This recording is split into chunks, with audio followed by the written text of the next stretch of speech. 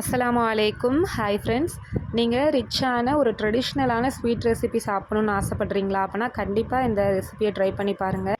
இது காரைக்கால் நாகூர் சைட்லலாம் ரொம்பவே ட்ரெடிஷ்னலாக செய்யக்கூடிய ஒரு ஸ்வீட் ரெசிபி தான்.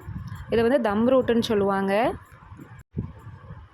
இந்த ஸ்வீட் ரெசிப்பியை நெய், அதுக்கப்புறம் வந்து மில்க் மேட் இதெல்லாம் யூஸ் பண்ணி பண்ணுறனால அவ்வளோ ரிச்சாக இருக்கும். இந்த ரெசிபி பண்ணுறது எப்படின்னு பார்க்கலாம் வாங்க. ஒரு பாத்திரத்தில் 4 முட்டை சேர்த்துக்கலாம். இன்றைக்கி நம்ம 3/4 கிலோ தம் ரூட் அளவு வந்து ரெடி பண்ண போகிறோம்.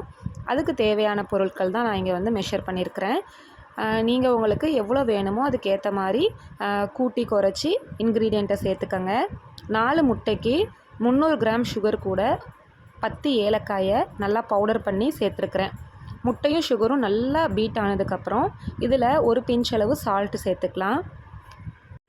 சுகரு சால்ட் எல்லாம் நல்லா மிக்ஸ் ஆனதும் இது கூட 150 கிராம் நெய் எடுத்துக்கோங்க. நெய் வந்து நல்லா பசு நெய் எடுத்துருக்கணும். அப்போ தான் நல்லா மணமாக இருக்கும். இது நான் வீட்டிலையே காய்ச்சின நெய். இது கூட 200 கிராம் கண்டென்ஸ்டு மில்க் சேர்த்துக்கலாம். கூடவே 300 கிராம் ரவை. நான் இன்றைக்கி நாகா ரவை யூஸ் பண்ணியிருக்கிறேன். இதை வந்து வறுக்கணுன்ற அவசியம் இல்லை, அப்படியே சேர்த்துக்கலாம். ரவை சேர்த்து நல்லா மிக்ஸ் பண்ணிவிட்டு ஒரு பேனில் அடுப்பை மீடியம் ஃப்ளேம்லேயே வச்சு நல்லா இந்த மாதிரி கிளறி விடணும். கிளறி விட மறந்துட்டிங்க அப்படின்னா கீழே வந்து அப்படியே உட்காந்து கெட்டி பிடிச்சிரும். அதனால் இந்த மாதிரி அடுப்பில் வச்சதும் கிளறி விட்டுக்கிட்டே இருக்கணும். ஒரு 10 நிமிஷம் வரைக்கும் கிளறி விட்டால் போதும். இந்த மாதிரி நல்லா திக்காகி வரும். ஒரு நெய் க்ரீஸ் பண்ண பேனில் வந்து நம்ம ரெடி பண்ண பேட்டரை சேர்த்துட்டு அதுக்கு மேலே முந்திரி பருப்பு ஒரு கைப்பிடி அளவு எடுத்திருக்கேன். இதை வந்து இந்த மாதிரி அரேஞ்ச் பண்ணிக்கலாம். இந்த தம் ரூட் பேக் ஆகி வரும்போது இந்த முந்திரி பருப்பும் நல்லா ரோஸ்ட் ஆகி இந்த ஸ்வீட்டோடு சேர்த்து சாப்பிட அவ்வளோ சூப்பராக இருக்கும். தம் ரூட்டுக்கு கண்டிப்பாக அந்த மாதிரி முந்திரி பருப்பு சேர்ப்பாங்க. உங்களுக்கு வேணும்னா இன்னும் கூட வேறு பாதாம் இந்த மாதிரி நட்ஸ் வந்து சேர்த்துக்கலாம். நான் இன்றைக்கி முந்திரி பருப்பு மட்டும்தான் எடுத்துருக்கிறேன். இதே வந்து இந்த ஸ்வீட்டுக்கு போதுமானது.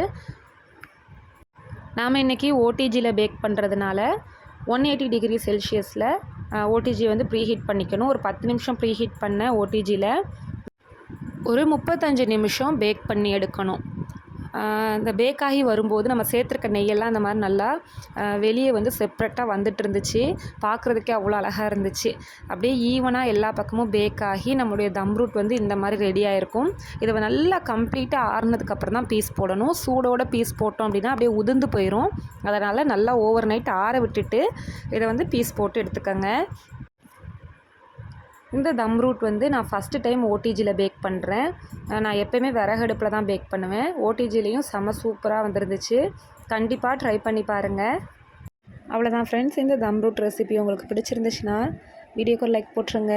உங்கள் கருத்துக்களை கமெண்ட்டில் பதிவு பண்ணுங்கள். நம்ம சேனலை இதுவரை சப்ஸ்கிரைப் பண்ணலைன்னா சப்ஸ்கிரைப் பண்ணிக்கோங்க. தேங்க்ஸ் ஃபார் வாட்சிங்.